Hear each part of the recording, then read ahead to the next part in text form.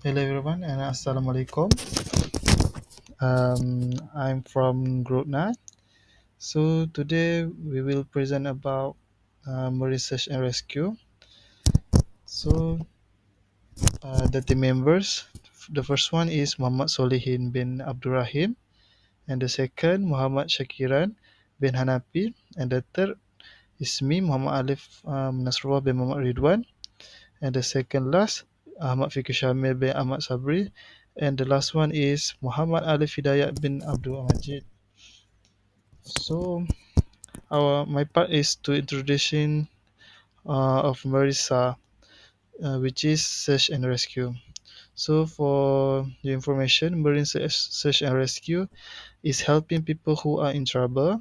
It is managed by Maritime in Malaysia, which is include the Malaysian Maritime Enforcement Agency (MMEA). They work together with the Navy, Air Force, and others to quickly respond to emergencies on the water. Their job is to use modern boat and equipment to find and rescue people who are in danger, following rules set by international organization to make sure everyone stays safe and protected.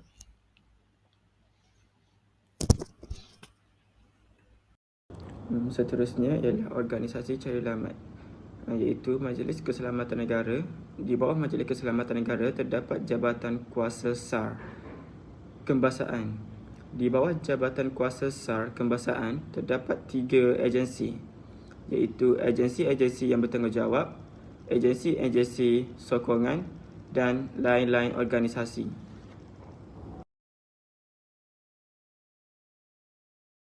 Hello, Assalamualaikum and good evening. My name is Muhammad Alif Hidayat bin Ibni Majid, MV020036, and today I'm going to explain the responsible area for Malaysian Maritime Enforcement Agency (MMEA).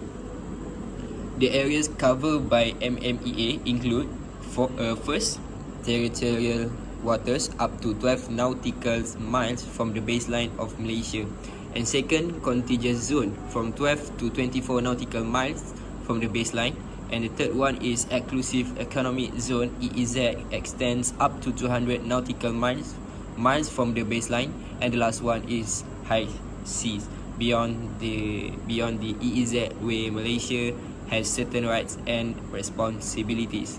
So for overall, the MMEA's area of responsibility covers around 614,159 square kilometers of Malaysia's maritime zones. This include the So the responsible agencies for the specific SAR systems in Malaysia is for ASAR, Aviation Search and Rescue. It will be the Department of Civil Aviation. For MSAR, Maritime Search and Rescue, it will be MMEA or APMM. And for LANSAR, it will be the Royal Malaysian Police.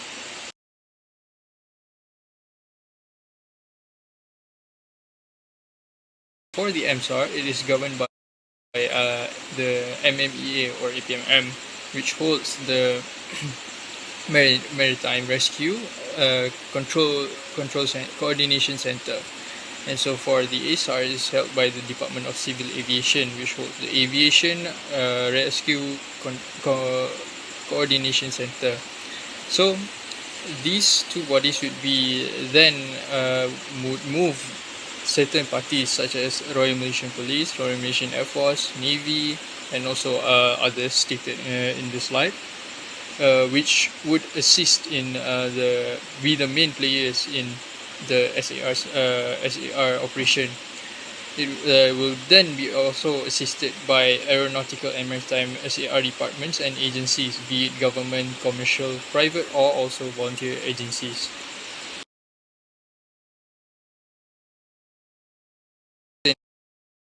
SAR related agencies to assist in the operation, which includes Jabatan Laut, PDRM, TLDM, and etc.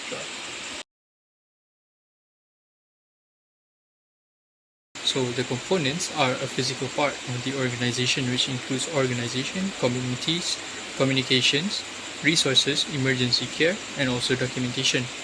And so for the SAR stages. It is the natural progression of an SAR incident.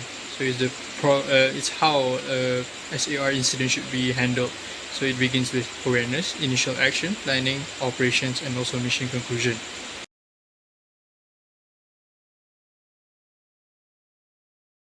Agency. So it would then go to the initial action, which is evaluating the incident, class it by phases of uncertain, alert, or in distress, assign a mission coordinator, and alert or dispatch SAR facilities. So the next part is planning, which is planning the datum, search area, pattern, plans, and also rescue plans. It will then be followed by the operation itself, and finally, after the operation has concluded, it will be needed to de-alert the SAR system and prepare for case documentation, and also prepare for the next case which they would have to rest. Next, we move to the next part, which is SAR team, Search and Rescue Team. This is the list of Search and Rescue Team in MRCC and MRSC, which is Maritime Rescue Coordination Center and Maritime Rescue Coordination Sub Center.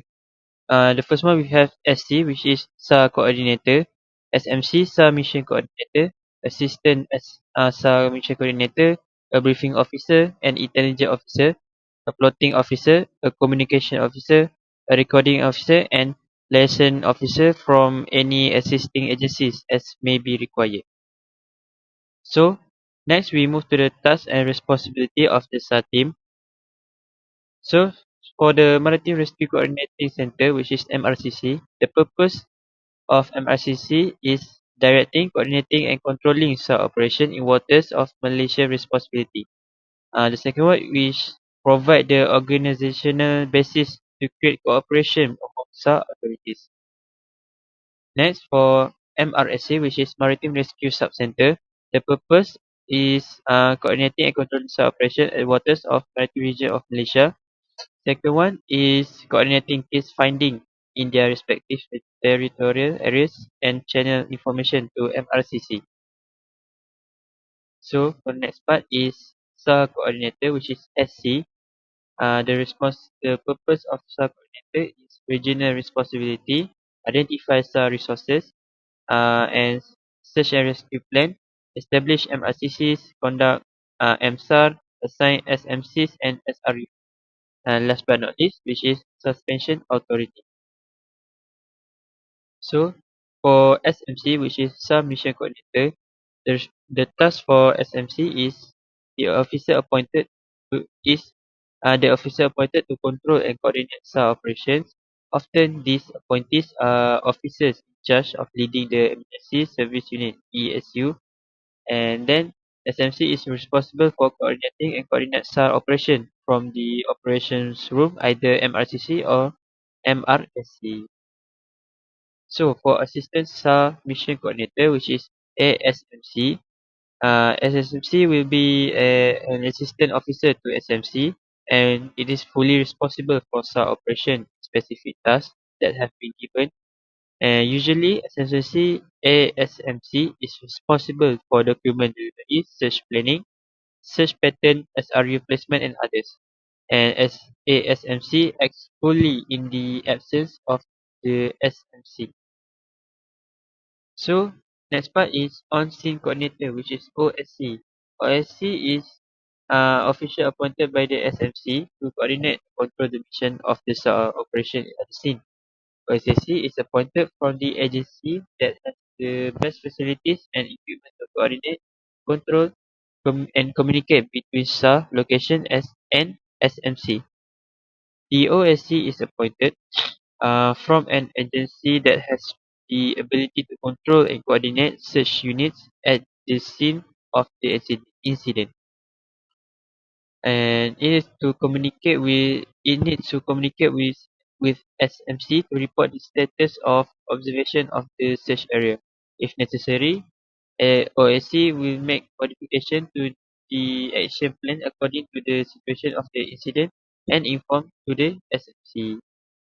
So, SAR unit SAR Rescue Unit, which is SRU, is a group of units that do search and rescue work at sea. This unit consists of personnel, boats, or ships, or airplanes. SRU can be called by name, registration, or call sign. Officers appointed in the SRU must be skilled and understand SAR duties in an area. The unit must be complete with personnel and equipment and proficient in the SAR procedures and techniques contained in the SAR manual. SRU need to perform tasks that have been instructed by the SMC, and it need to implement the action plan directed by the SMC. So for SRU, also we need to observe or survey the victim all the time, mark the position, report observation to SMC, get the attention of other SRU units to the suspected location to radio, electronics, or visual signals at the location.